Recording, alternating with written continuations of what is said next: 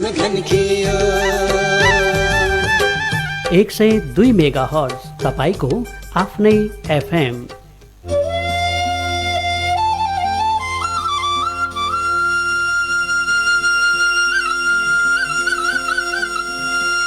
सनातन अमर आत्मा परमात्मा रूपले आनन्द मात्रामा सबै सधैँ रहिरहनलाई आत्मज्ञानको दैनिक प्रवचन कार्यक्रम अखण्ड सुख अद्वैत प्रदीप बलराम जीसी सरस्वतीको साथमा हरेक दिन दिउँसो 1:45 बजेदेखि।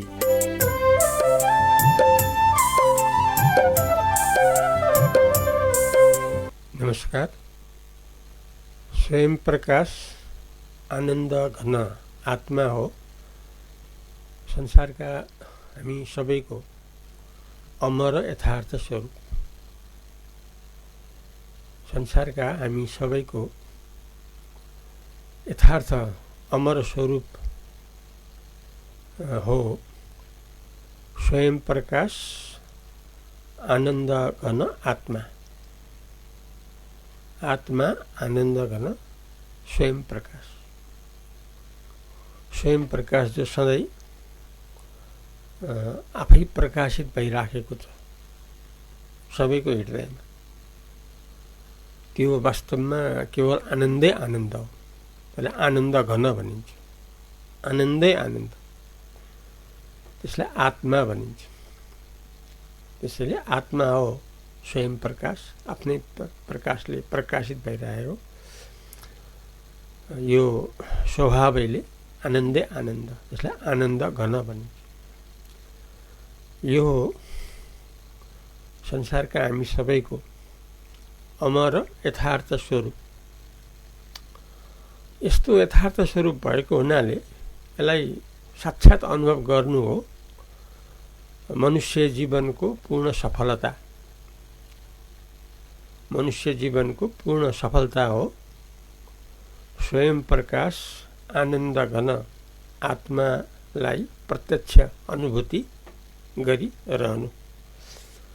यो हो जीवनको सबैभन्दा उपयोगी प्रयत्न, उपयोगी अभ्यास, उपयोगी अनुभूति, अनुभव। अब यसको लागि आधार के भन्दाखेरि यो मुक्ति शास्त्र, ज्ञान शास्त्रले, वेदान्त शास्त्रले, उपनिषद शास्त्रले यथार्थ स्वरूपलाई जो बतायो त्यही यहाँ प्रकट भइरहेको छ। यो यथार्थ हो। यो ज्ञानीहरूको दैनिकी हो। यो दिन दिनको अनुभव, सधैँको अनुभव। यो मुक्ति शास्त्रले बताएको मुक्त महापुरुषहरूको लगातारको अनुभव।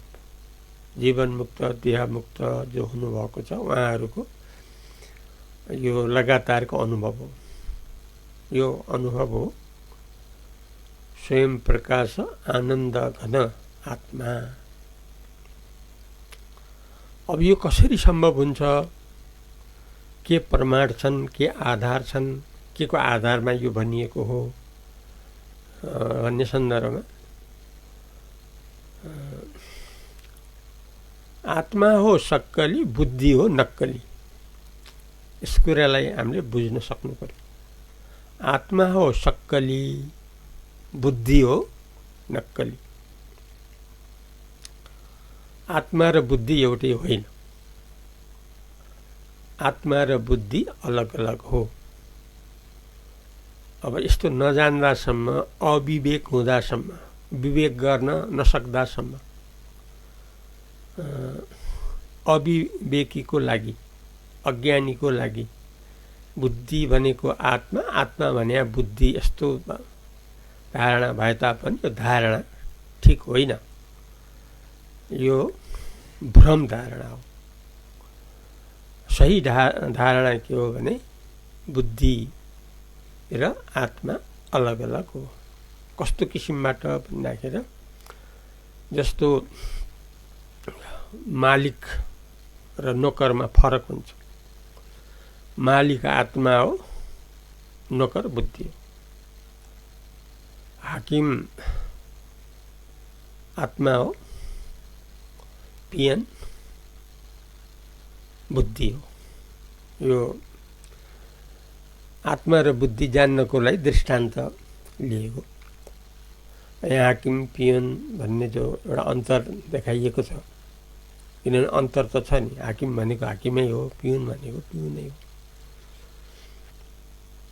यद्यपि मानवीय दृष्टिकोणमा, धेरै दृष्टिकोणमा समान रूपमा पनि हामी हेर्न सक्छौँ, तर यथार्थमा त हाकिम भनेको मुख्य हो, पियुन भनेको तल्लो हो, दर्जा अनुसार, क्रम अनुसार।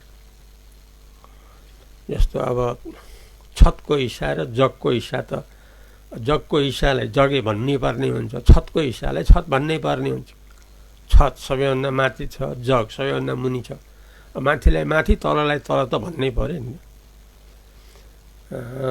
त्यस्तै यहाँ त्यो भेद देखाउनको लागि, जान्नको लागि, जसरी हामी बुझ्न सक्छौँ। दृष्टान्तको मतलब के हो भने जसरी हामीले छर्लङ्ग बुझ्न सक्छौँ, त्यो अभिप्रायले बताइएको हुन्छ। यहाँ भेदभाव अथवा ठुलो सानो देखाउन त्यो प्रसङ्गमा होइन। यहाँ के हो भन्दाखेरि आत्मा र बुद्धि भन्ने कुरा चिन्न हामीले जसरी सकियोस् त्यसको लागि भनिएको हो। जसरी हाकिम र पियोन, हाकिम मतलब आत्मा, पियन माने बुद्धि, मालिक माने आत्मा, नोकर माने बुद्धि। हुनाले सक्कली हो आत्मा, नक्कली हो बुद्धि। यथार्थ सत्ता शक्ति मालिकको हुन्छ, हाकिमको हुन्छ, सक्कलीको हुन्छ, नक्कलीको हुँदैन। यथार्थ अफिसको शक्ति सर्वे सर्वा पियनको हुँदैन, हाकिमकै हुन्छ। घरमा सर्वे सर्वा मालिक नै हुन्छ, नोकर चाहिँ नि होइन। यद्यपि सबैको आफ्नो आफ्नो ठाउँमा महत्त्व छ, त्यसलाई यहाँ सुरक्षितै छ त्यो। तर यहाँ केवल भन्न खोजिएको छ आत्मा र बुद्धि अलग अलग। बजेटको पनि समस्या हुन्छ, गभर्मेन्टले पनि अधिराज्यभरि कसैलाई गर्न सकेको छैन। त्यस भएको हुनाले अञ्चलका 6 जिल्लालाई नै क्षेत्र सारा सञ्चालन गरिरहेको छ। सारा जान्ने हो बुद्धि। बुद्धि त ठुलो कुरा हो, सब कुछ हो। तर यहाँ बुद्धिलाई सानो देखाइयो किन भन्ने पनि प्रश्न आउन सक्छ। अब यसको उत्तरपट्टि जाउँ हामी,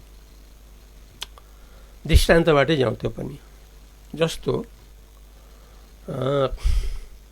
यद्यपि व्यवहारमा त्यो भनिन्छ, देखिन्छ कि बुद्धि सब कुछ हो, सारालाई हाँकिराखेको छ, यसको बोलाबाला छ, बुद्धि नै सब कुछ हो भन्ने यस्तो पनि हामी व्यवहारमा पाउँछौँ। तर अहिले दृष्टान्त के आयो भन्दाखेरि सक्कली र नक्कली, बुद्धिलाई नक्कली बताइयो, आत्मालाई सक्कली बनाइयो, बताइयो। आत्मालाई हाकिम स्तरमा राखियो, बुद्धिलाई पियन स्तरमा राखियो, आत्मालाई मालिक स्तरमा राखियो, बुद्धिलाई नोकर स्तरमा राखियो। कसरी राखियो यसबारेमा हामी जाउँ दृष्टान्तबाट। जस्तो कोठामा बत्ती बलिराखेको छ, अब यो हामी सबैको अनुभव हो। कोठामा बत्ती बलिरहेको हुन्छ, अँधेरो भए जतिखेर पनि बलिया हुन्छ, नत्र रातमा त सबैको बलिराखेकै हुन्छ। बत्तीले प्रकाश गर्छ, नगर्ने होइन। बत्तीले सबै कुरा, त्यहाँ कोठाका सामग्रीहरू सबै देखाउँछ। तर त्यो बत्तीले यो टेबल हो, यो कुर्ची हो, यो मान्छे हो, यहाँ यतिजना आए, यो खाली छ अथवा भरिभराउ छ अथवा झगडा भएको छ अथवा शान्त अवस्था छ, यस्तो त बत्तीले बताउँदैन नि। जडको परिचय के हो भन्दाखेरि आफूलाई पनि जान्दैन, अरूलाई पनि जान्दैन। जस्तो बत्ती कोठामा बलिराखेको छ, त्यसले आफूलाई पनि जान्दैन म बत्ती हो, म जलिराखेको छु, म बल्ब हो अथवा मर्करी हो अथवा ढेब्री हो अथवा लालटिन हो अथवा म्यान्टल हो, यस्तो त भन्दैन त्यसले। र फेरि कोठामा जे जति छन् अथवा बाहिर जे जति छन् यो सामान छ यहाँ भनेर पनि भन्दैन। यस्तोलाई त जड भन्नै पर्यो नि त। ठिक त्यस्तै बुद्धि पनि त्यही हो, बल्ब जस्तै बुद्धि हो। त्यसो भए बुद्धिले कसरी काम गरिराख्यो त, कसरी सारा कुरा जानिराख्यो त, किन यो ठुलो ठालु भयो त बुद्धि, के कारणले भयो त? व्यवहारमा त बुद्धिको त ठुलो महत्त्व छ। किन भयो? किन भयो भने यसको उत्तर त्यो जस्तो बल्ब चाहिँ नि करेन्टको आधारबाट बलेको, आफै बलेको होइन। त्यो करेन्ट भन्ने जुन शक्ति हुन्छ, विद्युतीय जो शक्ति हुन्छ, जो बडो तगडा हुन्छ। हामीले झुक्किएर कहीँ लाग्यो र कडा छ भने तत्काल शरीर पनि मरिहाल्छ, अर्थात् ज्यादै शक्तिशाली हुन्छ। त्यही करेन्टको आधारमा बत्ती बलेको हो। बत्तीको जो आधार हो, जुन चम्किलो देखियो, चारैतिर उज्यालो भएको गराएको देखियो, त्यो बत्ती आफ्नो स्वयंको होइन, त्यो करेन्टको आधारबाट मात्रै हो। ठिक त्यस्तै बुद्धिको यहाँ जो चलखेल छ, संसारमा जो बोलाबाला छ, त्यो बुद्धिको आफ्नो स्वभावले होइन, त्यो आत्माको सत्ता शक्तिले मात्रै हो। जसरी कोठामा बत्ती करेन्टको आधारले मात्रै बलेको हो, उज्यालो देखिएको, प्रभावशाली देखिएको, ठिक त्यस्तै करेन्ट जस्तै केवल आत्माको सत्ता शक्तिले मात्रै बुद्धि बोलाबाला देखिएको, अरू कारणले होइन। अब आत्माको स्वभाव के हुन्छ भने आफूलाई पनि जान्ने, अरूलाई पनि जान्ने, यस्तो स्वभाव छ, त्यसलाई चेतन भनिन्छ। जडको स्वभाव आफूलाई पनि नजान्ने, अरूलाई पनि नजान्ने। यदि चैतन्य र जडलाई अलग अलग रूपमा लियो भने, आत्मा र बुद्धिलाई अलग अलग रूपमा लियो भने बुद्धिलाई जड भनिन्छ, वेदान्तले जड भनिन्छ। आत्मालाई चैतन्य भनेको छ। अब कसरी यसले काम गरिरहेका छ संसारमा बुद्धिले भन्दाखेरि, त्यो आत्मा चैतन्यको छाया शक्तिबाट बुद्धिको चलखेल भइराखेको मात्रै हो। कसको आधारबाट भने आत्म चैतन्यको छायाबाट, उसको प्रतिबिम्बबाट, उसको सहायताबाट। त्यसैले जो बुद्धिको यहाँ छ बोलाबाला संसारमा, अथवा विज्ञानको जो बोलाबाला छ, त्यो के छ भन्दाखेरि यो बुद्धि अथवा विज्ञान आत्माको नजिक बसेको छ, आत्माको नजिकै बसिराखेको छ, र आत्माको जो सत्ता शक्ति छ त्यसलाई प्राप्त गरेको छ। र त्यो सत्ता शक्ति आत्माको प्राप्त गरेर अनि आफ्नो चाहिँ नि त्यहाँ जे गर्नु छ, जे देखाउनु छ, त्यो भइराखेको हुन्छ। यसैले सत्ता शक्ति केवल आत्माको हो। आत्माको कारणले नै यो सब बुद्धि र बुद्धिगत कामहरू भएका हुन्छन्। त्यसैले कोठाको बल्ब जस्तै मात्रै हो बुद्धि, र जो बल्ब बलिराखेको हुन्छ, जो मूल जो आधार जो करेन्ट हो, करेन्ट स्थानीय आत्मा हो। यसैले हर हालतमा आत्मा मात्रै सक्कली हो, बुद्धि नक्कली हो। त्यही सक्कली आत्माको सत्ता शक्ति लिएर बुद्धिको चलखेल भएको हो। आत्माको शक्ति बिना बुद्धि एक सेकेन्ड पनि रहन सक्दैन। यसरी यथार्थ हो आत्मा।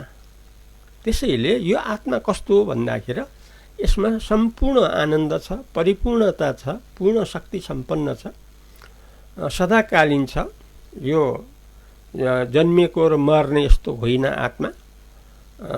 यसैले सबैको स्वरूप केवल आत्मा हो, सदाकालीन आत्मा, परिपूर्ण आत्मा। त्यसकारणले आत्माको स्वभाव के हो भन्दाखेरि स्वयं प्रकाश, आफ्नो प्रकाशले सधैँ प्रकाशित भइरहने, आनन्द घन, आनन्दै आनन्द, यसको नाम हो आत्मा। यो हो संसारका हामी सबैको यथार्थ परिपूर्ण सदाकालीन स्वरूप। आजलाई यति नै गरौँ, भोलि नयाँ प्रसङ्गबाट आउनेछु। तबसम्मलाई अद्वैत प्रदीपलाई बिदा दिनुहोस्। नमस्कार।